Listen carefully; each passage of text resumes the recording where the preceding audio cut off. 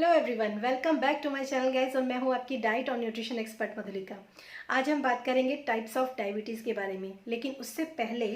जो मैंने वीडियो बनाया था डायबिटीज़ मीन्स, वो वीडियो आपको ज़रूर देखना चाहिए, क्योंकि इस वीडियो के अंदर मैंने खाली इतना ही नहीं बताया है कि डायबिटीज़ में आपका जो ब्लड शुगर लेवल है वो हाई हो जाता है। इसमें काफ़ी सारी ऐसी फैक्ट्स और मिथ्स और काफ़ी सारी इन्फॉर्मेशन जो है, नॉलेजेबल इन्फॉर्मेशन मैंने उसके अंदर दी है, ताकि आप एक बार कुछ जो कई बार ऐसा होता है हमें बहुत सारे मिथ्स होते हैं और बहुत सारे फैक्ट्स भी होते हैं, तो वो सारी चीज़ें तो आपको इस वीडियो में पता चलेंगी ही। लेकिन इसमें टाइप्स ऑफ डायबिटीज़ का जो मेरा ये वीडियो है उसमें मेनली मैं 4 टाइप की जो डायबिटीज़ है उनके बारे में डिस्कस करूँगी। उसके अलावा और भी डायबिटीज़ के जो टाइप्स होते हैं उनके ऊपर, सबके ऊपर डिटेल्ड वीडियो जो है वो इस चैनल पर आने वाले हैं। इनफैक्ट मैं आपको एक चीज़ बता देती हूँ, क्योंकि मैं डाइटिशियन हूँ, तो मैं आप लोगों को एक चीज़ ज़रूर कहूँगी कि जो डाइट जो दी जाती है डायबिटीज़ के पेशेंट्स में, वो किस तरह की होती है, कैसे देनी चाहिए, ये सारी चीज़ें भी मैं आपको इन आने वाले अपकमिंग वीडियोस में बताऊंगी। और डायबिटीज़ में खाली डायबिटीज़ जो होती है वो स्टार्ट हुआ और वहीं तक नहीं रह जाती है, इसके कॉम्प्लिकेशंस और कहाँ तक जा सकते हैं, और ये कॉम्प्लिकेशन जब सीवियर हो जाते हैं तब आपको क्या करना चाहिए, ऐसे तमाम वीडियोस जो हैं वो ऑन द वे हैं इस चैनल पर। तो आप लोग अगर ऐसे वीडियोस देखना चाहते हैं तो डेफिनेटली आपको ये चैनल सब्सक्राइब करना चाहिए और नोटिफिकेशन बेल को भी हिट कर देना चाहिए, ताकि आने वाले वीडियोस में मतलब स्टेप बाय स्टेप आपको काफ़ी सारे नॉलेज जो है वो मिलती जाए। तो जैसा कि हम सब जानते हैं डायबिटीज़ में होता यही है कि हमारे बॉडी के अंदर जो होती है कुछ मेटाबोलाइज नहीं हो पाता, जैसे कार्ब मेटाबोलाइज नहीं हो पाता है, और इस वजह से जो होता है हमारी बॉडी के अंदर ब्लड स्ट्रीम्स में ग्लूकोज लेवल जो होता है वो काफ़ी बढ़ जाता है। और खैर उसके बारे में तो आप मेरा प्रीवियस वीडियो देखेंगे तो ही आपको ज़्यादा नॉलेज मिलेगी। लेकिन इस वीडियो में हम बात करेंगे टाइप्स ऑफ डायबिटीज़ के बारे में। तो इसमें 4 तरह की डायबिटीज़ जो है टाइप्स की मैं आपसे बात करूंगी। फर्स्ट है NIDDM, यानी कि नॉन इंसुलिन डिपेंडेंट डायबिटीज़, और ये सबसे कॉमन डायबिटीज़ होती है। प्री डायबिटीज़ के बाद सबसे पहले यही कंडीशन आती है। समटाइम्स प्री डायबिटिक जो लोग होते हैं और नॉन इंसुलिन डिपेंडेंट डायबिटीज़ जो होते हैं उनमें बहुत थोड़ा फ़र्क होता है, क्योंकि कई बार क्या होता है, अगर एक बार आपका जो फास्टिंग ग्लूकोज वगैरह थोड़ा सा भी शूट कर जाता है तो आप प्री डायबिटिक में भी आ जाते हैं, और वही चीज़ जब बढ़ती चली जाती है तब आप NIDDM में भी आ जाते हैं, यानी कि नॉन इंसुलिन डिपेंडेंट डायबिटीज़, जिसके अंदर आप इंसुलिन डिपेंडेंट नहीं होते हैं, क्योंकि आपकी बॉडी के अंदर जो है अभी इंसुलिन जो है इतना बन रहा है जैसे कि आप उसको जो भी आपके ग्लूकोज है उसको थोड़ा बहुत मेटाबोलाइज कर जाते हैं, लेकिन सिम्टम्स जो होते हैं वो धीरे धीरे करके आने लगते हैं आपकी बॉडी के अंदर। तो ये जो होती है स्टार्टिंग होती है प्री डायबिटीज़ के बाद। सबसे पहले यही डायबिटीज़ जो होती है वो डायग्नोज होती है।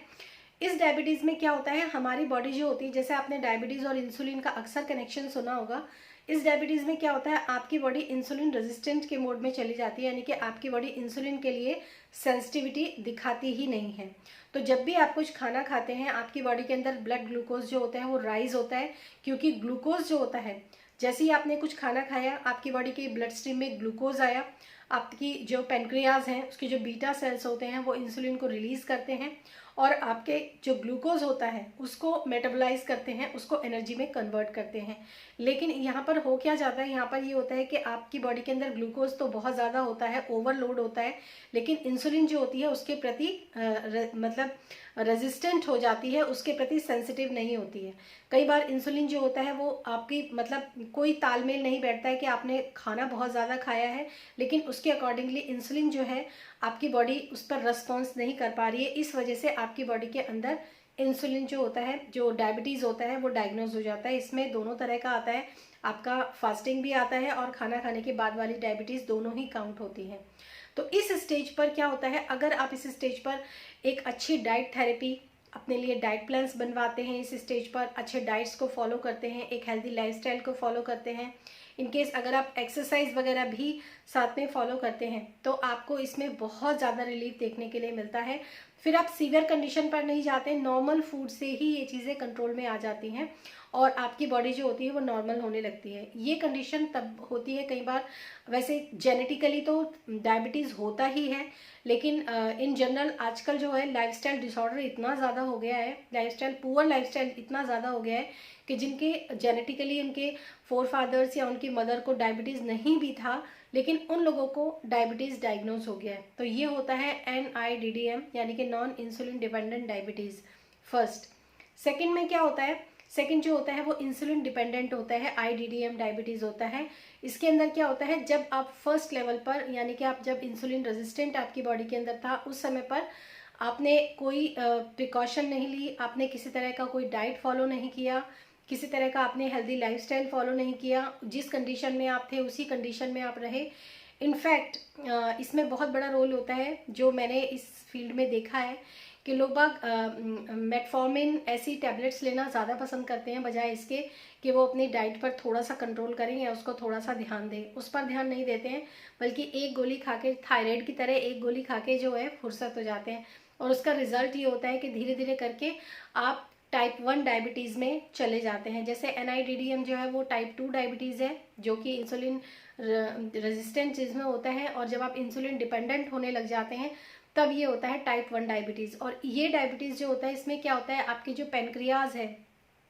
वो आपके प्रॉपर आपकी बॉडी के अंदर जो होता है वो इंसुलिन रिलीज नहीं कर पा रही है। इसका रीज़न जो होता है वो ये होता है, जब आप भर भर कर कार्बोहाइड्रेट्स जो हैं, मैदा, जंक फूड, और मतलब ऐसा कार्ब जिसमें कार्बोहाइड्रेट या फिर जिनका ग्लाइसेमिक इंडेक्स फूड का बहुत ज़्यादा हाई है, आपकी बॉडी बिल्कुल टॉलरेट नहीं कर पा रही है, बिल्कुल डाइजेस्ट नहीं कर पा रही है, लेकिन आप बिल्कुल केयरलेस होकर बस खाए चले जा रहे हैं। उस कंडीशन में क्या होता है, बार बार आपके पेनक्रियाज से इंसुलिन रिलीज होता है। तो जो प्रोसेस आपका दिन में 2 या 3 बार होना चाहिए, एक मॉडरेशन में होना चाहिए, और एक ऐसे ऐसे उसमें केस में होना चाहिए जब आपका खाना डाइजेस्टेबल भी हो, क्योंकि काफ़ी सारी चीज़ें थक जाती हैं। लिवर है वो भी, मतलब अगर आप इस तरह से अनहेल्दी लाइफस्टाइल, अनहेल्दी फूड को जब आप फॉलो करते हैं, और अल्कोहल इसमें बहुत इंपॉर्टेंट रोल प्ले करता है, जब आप इस तरह का अपना लाइफ पैटर्न बना लेते हैं, तो न सिर्फ पेनक्रियाज बल्कि लिवर भी अपने हाथ खड़े कर लेता है, और उसके बाद टोटल जो होती है स्थिति आपके कंट्रोल से बाहर हो जाती है।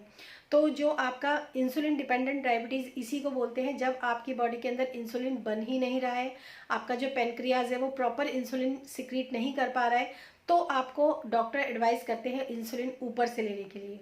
उसके कंडीशन में क्या होता है, फिर आप पूरी तरीके से इंसुलिन डिपेंडेंट हो जाते हैं, क्योंकि आपकी जो, हमारे जो कुछ ऐसे ऑर्गन्स होते हैं, जैसे लिवर होता है, लिवर अगर डैमेज होने लगता है, या फिर उसमें फैटी लिवर आने लगा है, या सिरोसिस तक की तो कंडीशन नहीं कहती, लेकिन हाँ, लिवर में अगर फैटी लिवर है, टॉक्सिनेटेड लिवर है, स्लगिश है, या फिर आपकी ब्लड टेस्ट की रिपोर्ट में SGPT, SGOT, GGIT ये सब चीज़ें बढ़ी हुई हैं, तो फिर भी आप एक हेल्दी पैटर्न पर चल के इसको दोबारा से रिवर्स कर सकते हो। लेकिन अगर उसके सेल्स जो होते हैं वो डेड हो जाते हैं, तो ये रिवर्स नहीं होता है। फिर जो क्रॉनिक कंडीशंस होती है उसमें लिवर ट्रांसप्लांट या फिर इस तरह की चीज़ें होती हैं। इसी तरह हमारा जो पेनक्रियाज होता है, जो इंसुलिन रिलीज करता है, जब तक आप एक हेल्दी वे में उसको ट्रीट कर लेते हैं तो ठीक है, लेकिन अगर उसकी वो जो मशीनरी ही अगर ख़राब हो जाती है, तो फिर होल लाइफ आपको इंसुलिन डिपेंडेंट रहना ही पड़ता है। और इस कंडीशन में भी एक रास्ता बीच का ये होता है कि जब आप इंसुलिन डिपेंडेंट हैं, उस समय पर अगर आप एक सही लाइफस्टाइल,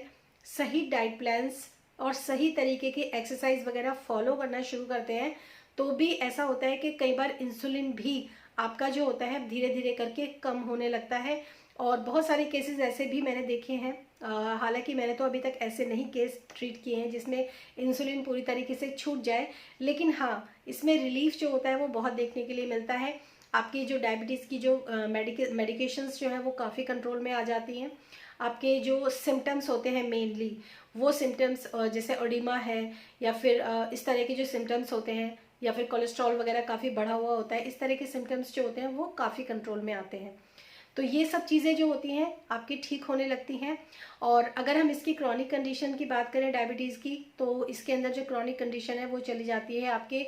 किडनी तक, यानी कि किडनी भी आपकी अफेक्ट होने लगती है, आपका जो कार्डियोवैस्कुलर सिस्टम होता है वो भी अफेक्ट होने लगता है। किडनी में अक्सर जो केसेस आते हैं, अभी रिसेंटली जो है मेरे पास इसमें आया है ग्लोमेरुलोनेफ्राइटिस, एक्यूट ग्लोमेरुलोनेफ्राइटिस। ये केस जो है, इसके अंदर क्या होता है, आपके जो ग्लोमेरुलो होते हैं वो इन्फेक्शन उनके अंदर होने लग जाता है और फिल्ट्रेशन प्रॉपर नहीं हो पाती है। इस वजह से ओडिमा यानी कि स्वेलिंग आने लगती है, जॉइंट पेन देखने के लिए मिलते हैं, और यूरिनेशन जो होता है वो थोड़ा सा फ्रॉदी और थोड़ा सा जैसे प्रोटीन लॉस होने लगता है, और इसकी और भी ज़्यादा कंडीशंस होती हैं। तो ऐसा नहीं है कि आपको केवल डायबिटीज़ है तो आपने मेडिसिन लिया तो ठीक है चल जाएगा काम, अगर आपने इंसुलिन लिया तो ठीक है चल जाएगा काम, क्योंकि ये स्थिति जो होती है